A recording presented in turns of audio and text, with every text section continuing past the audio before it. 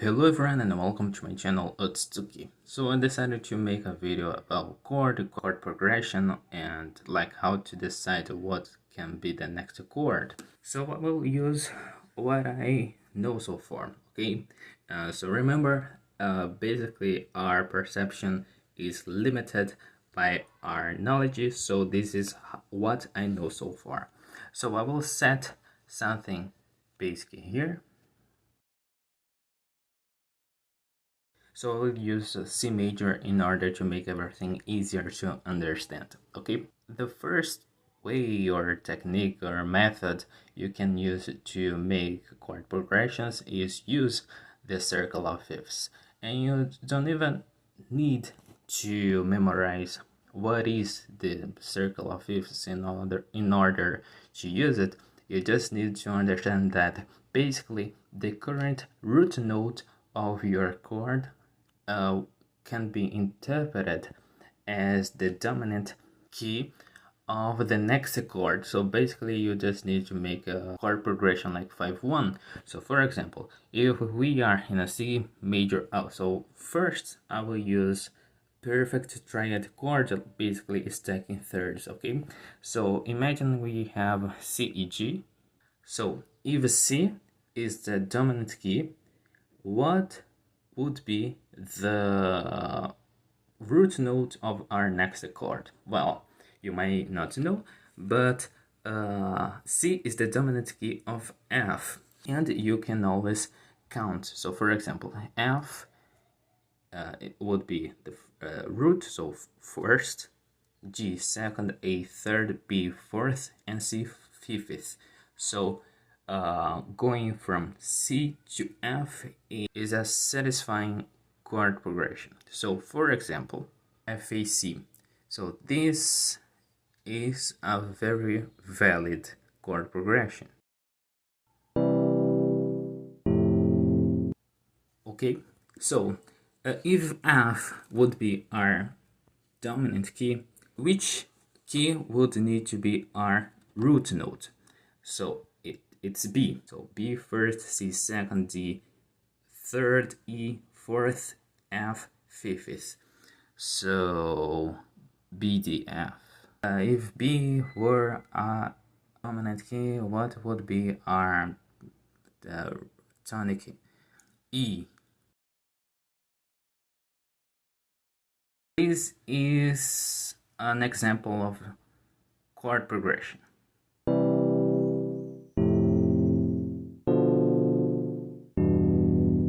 In this case, on C major key signature, we only have natural keys, right? We don't have any flats in here. So if you would follow all the notes in the circle of fifths, obviously you would pass by some of them that use flat keys, right? It's not necessarily choose every single note in the circle of fifths. It's basically using the idea that you can pick whatever the key you want and always go to the next key in the circle of fifths that will sound satisfying, okay? So this is the whole idea.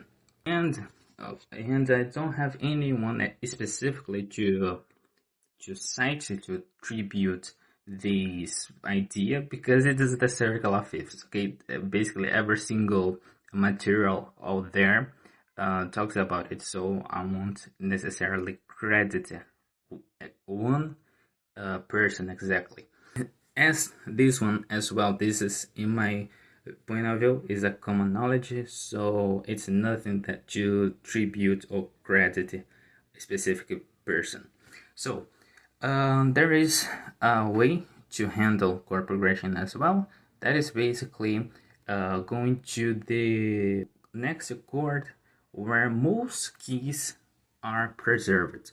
So for example, if we are in a C-E-G context, if we keep the E and G, we could go to E-G-B, that is the third of C major. And or if we are in a C-E-G, we could preserve C and E and go to ACE, that is the sixth. If we so keeping the root note and the dominant key might be a little bit tricky because so far it only like traditional chords are found, right? But if we keep, for example, C and G, this is already a valid chord, right? Called power chord. But imagine if G were the root note, our chord could be GBD, right?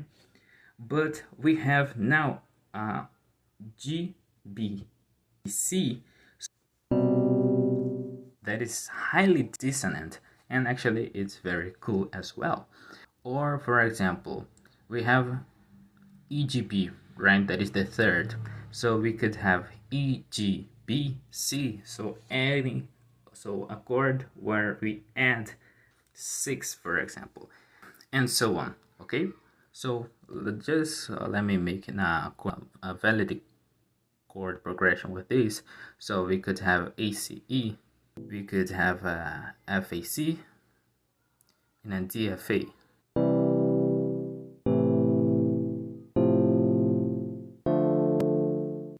So there is another way, and this now is a very classical way to make chord progressions, to decide actually. And since I do not have a name for it, and it reminds me of dungeon crawler like options. Like imagine a dungeon crawler where you are in the current spot and 2 new rooms or paths is opened in front of you. So basically we'll pick the next one, and 2 news connected to this one are revealed, and so on. So, and how is this connected? So we have our dominant key, that is CEG, and 2 paths is open for us, that is the third and the sixth. The third, that is the EGB, and the sixth, that is ACE. This one is also possible to achieve using the previous chord progression, okay? So we basically have the 3 and the 6 open to us. So when we progress to either of these 2 options, we now have 2 new options to go in front of us. That is the 2 and the 4th, or even the 2 with the second inversion. So basically the 3rd is the note that is playing in the bass.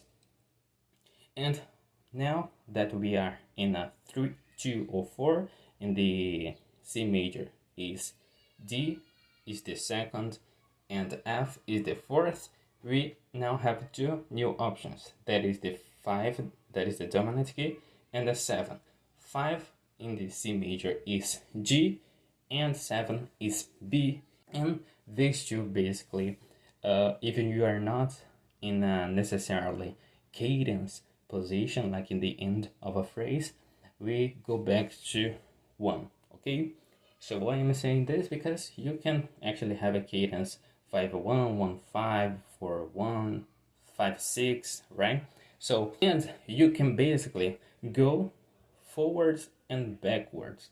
So you can go from C to A, C, E, for example, and go to FAC, and go back to, for example, EGB. But usually you progress forward, so you don't go back, but actually it's up to you. These rules is actually more stylistic decision, okay? So, for example, I am in the 1 that is CEG. I have 2 options in front of me, that is that is ACE or GBD. I will go with EGB. Now I have 2 new options in front of me, or go back to the previous one. That is the 4th, that is FAC, or 2, that is DFA. So I will go with a DFA, but my DFA will be in the first inversion, so my lowest note is the third. So, and then I will go to BDF, that is my seventh, and then go back to CG again. So actually, let me not make the second inversion here. So this is this is an example of chord progression.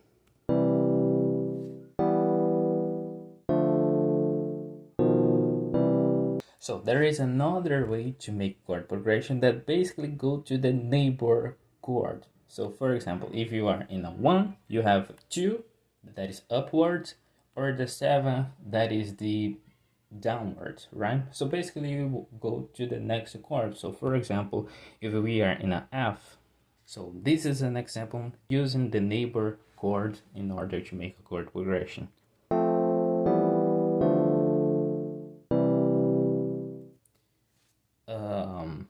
I just wanted to highlight this type of chord progression. Basically, as you can see, whenever you use a chord that is neighbor to the others, you basically are using different keys, right? So as you can see, FAC does not share any key with EGP, that does not share any key with DFA, that does not share any key with CEG. Okay, so basically each chord introduce certain new combination, and this creates an effect. So depending what you want to create, this might not be what you want, but usually sounds good.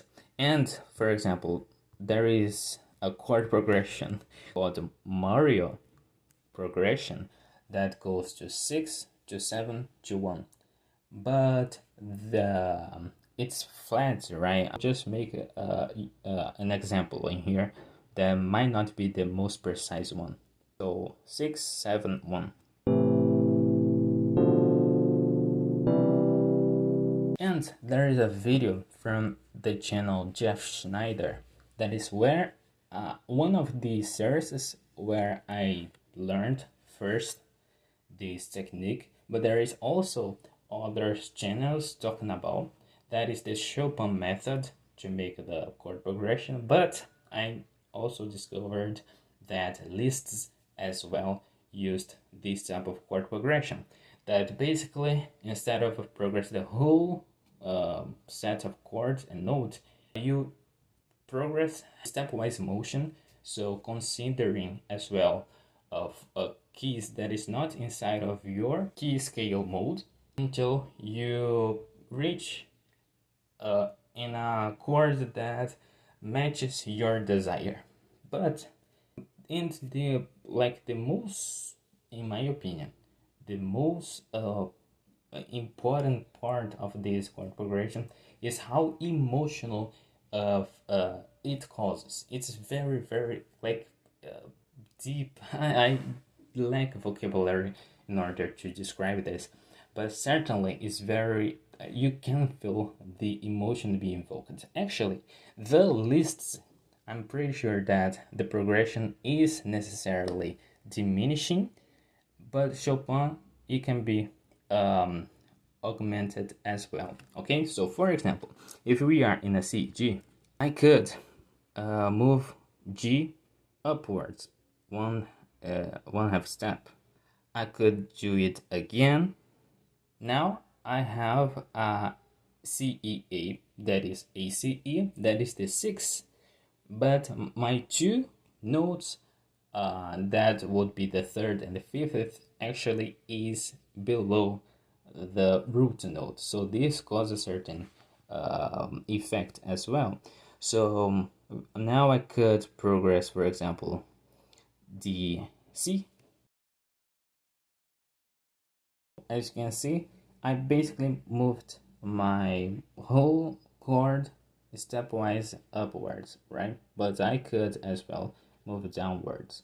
So this is an example. And in a DFA. So this is an example. And remember, our chords can be a whole new thing. We have the power chord that is only the root plus the fifth, and this is called a power chord and very neutral. You can have only the root plus the third, that this is what causes something being minor or major. We could have a 7th, a 9th, 11th, 13th, and so on, right? So this is called extended chord. We can replace the 5th by the 4th, so this calls a suspended chord.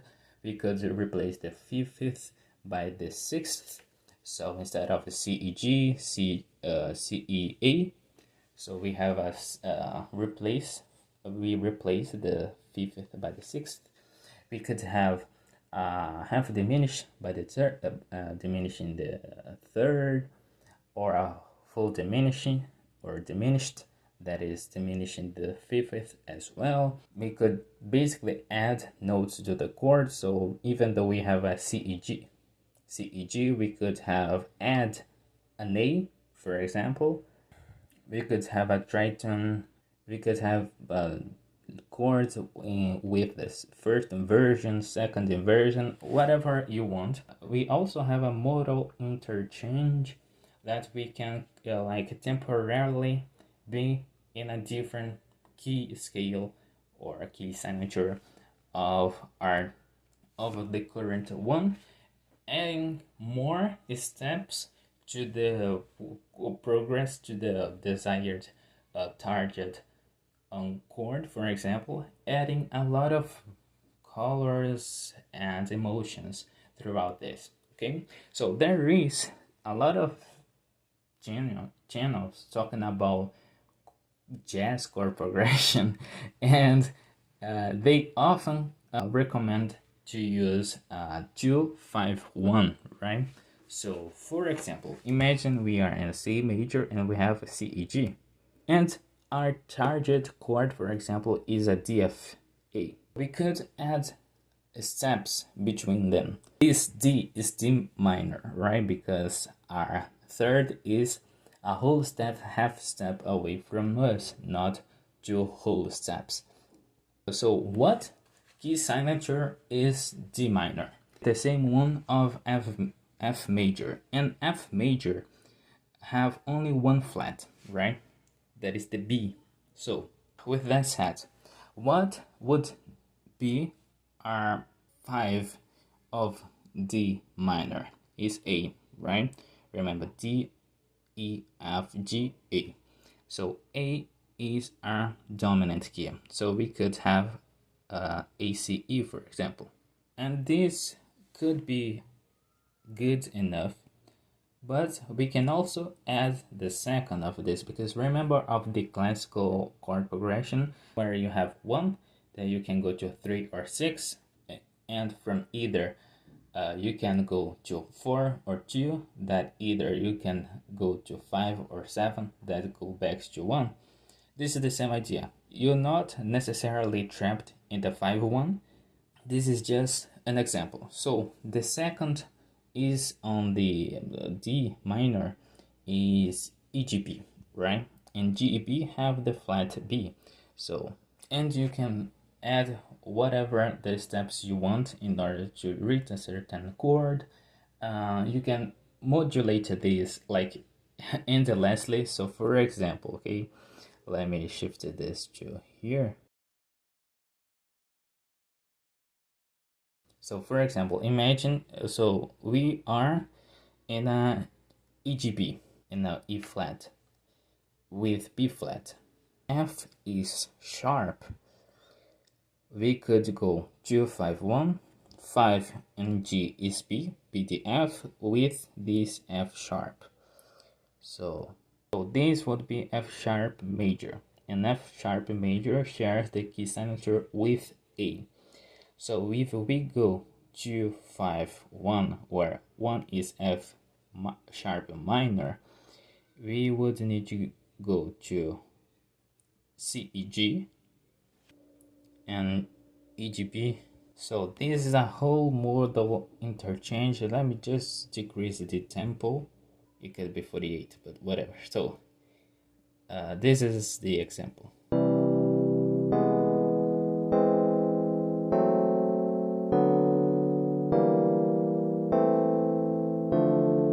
So, and this type of thing, as I said, you usually have a target chord and you build your way to there.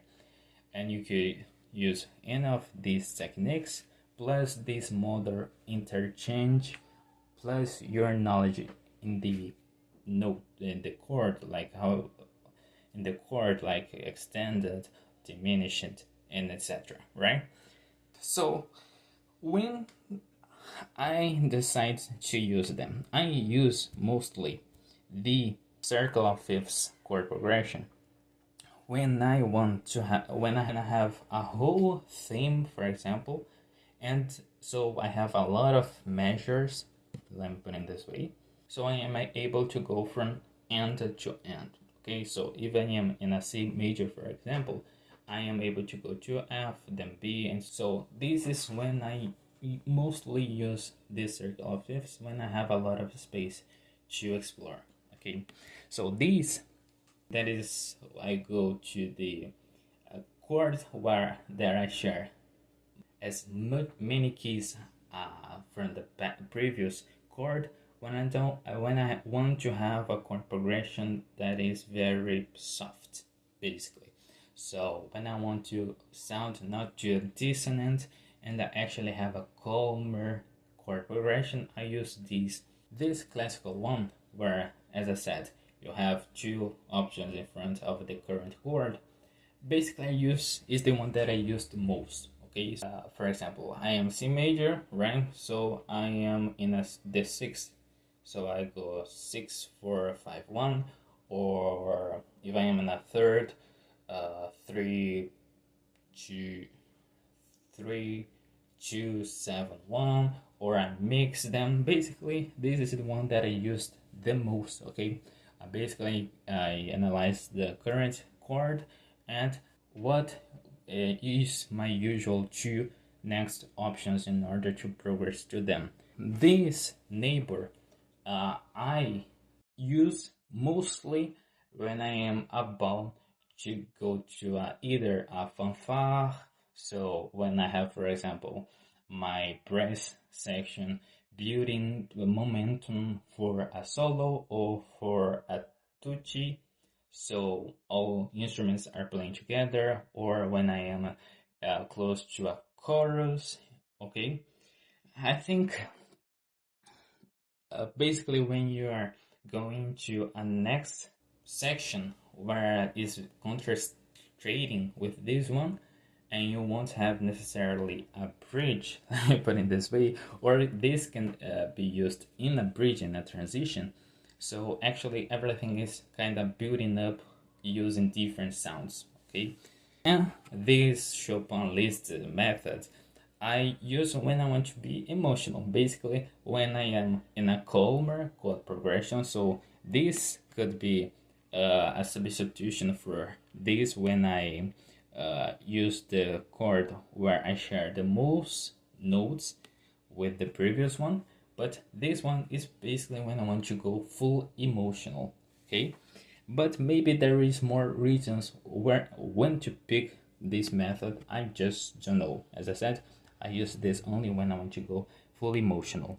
I forgot to say that I also this neighbor chord progression, usually downwards, when I am building tension, and I just slide down.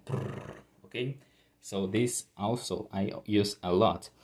And this modal interchange, as I said, you can use when you have a target chord progression. So in this measure, I want to be, for example, in the dominant key, but I am like 4 measures away. So instead of just being in the C, then go to G, you can use this modal interchange to go to the 251 or even more. For 251, as I said, is up to you. Building and actually bringing, like, making your music, feel as progressing. This is the whole idea, right? And as I said, always remember that you have the option to have a different chord progression. Not always your root note will be the lowest, like in the bottom note of your chord, and that's okay usually. Okay, there is a book that I'm reading about harmony, that's a lot of suggestion advices, and we must take care of secondary inversions. But to be honest, as long as it's not in a cadence, I will put it this way, so it's okay. And remember, it's a good idea to have your sections or your phrases, sentences, themes, or subjects, whatever, very clear. Like try to always have a cadence in the end of the sentence in order to highlight that is the end of that small theme or part or antecedent, and so on. Okay, so this is our chord progressions you might want to use. So thanks for watching, and I'll see you in the next video. Bye.